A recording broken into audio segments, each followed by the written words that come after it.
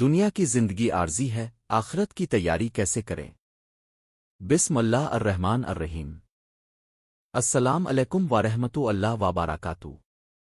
میرے محترم اسلامی بھائیوں اور بہنوں، آج ہم ایک ایسی حقیقت کے بارے میں بات کریں گے جس سے ہم میں سے کوئی بھی انسان انکار نہیں کر سکتا۔ وہ حقیقت ہے موت۔ موت ایک ایسی حقیقت ہے جو امیر اور غریب، بادشاہ اور فقیر، طاقتور اور کمزور، جوان اور بوڑھے سب کے لیے ہے۔ دنیا میں آنے والا ہر انسان ایک دن اس دنیا سے چلا جائے گا۔ ہم میں سے کوئی یہ نہیں کہہ سکتا کہ میں ہمیشہ یہاں رہوں گا۔ ہم گھر بناتے ہیں، کاروبار کرتے ہیں، مال جمع کرتے ہیں، اپنی ضروریات پوری کرتے ہیں، مستقبل کے لیے منصوبے بناتے ہیں، بچوں کے لیے سوچتے ہیں، اپنی زندگی کو بہتر بنانے کی کوشش کرتے ہیں۔ یہ سب اپنی جگہ ضروری ہے، لیکن سوال یہ ہے، کیا ہم نے آخرت کے لیے بھی کوئی تیاری کی ہے؟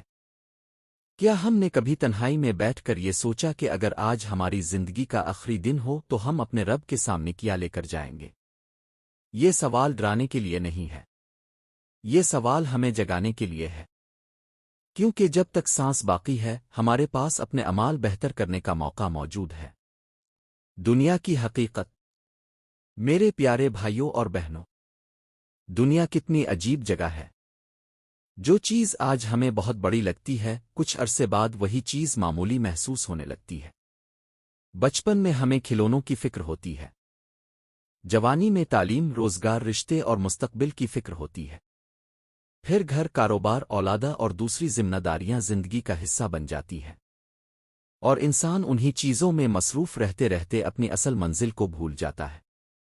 ہمیں یہ یاد رکھنا چاہیے کہ دنیا ہماری منزل نہیں، دنیا ایک سفر ہے۔ ہم یہاں ہمیشہ رہنے کے لیے نہیں آئے۔ جیسے ایک مسافر راستے میں کچھ دیر آرام کرتا ہے اور پھر اپنی منزل کی طرف روانہ ہو جاتا ہے، اسی طرح ہماری یہ دنیاوی زندگی بھی ایک سفر ہے۔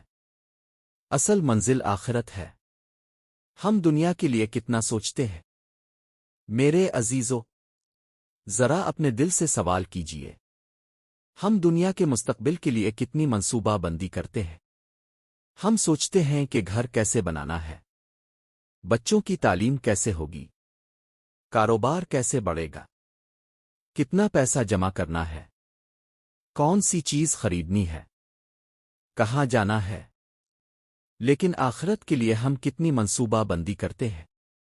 ہم نے آخرت کے لیے کیا جمع کیا؟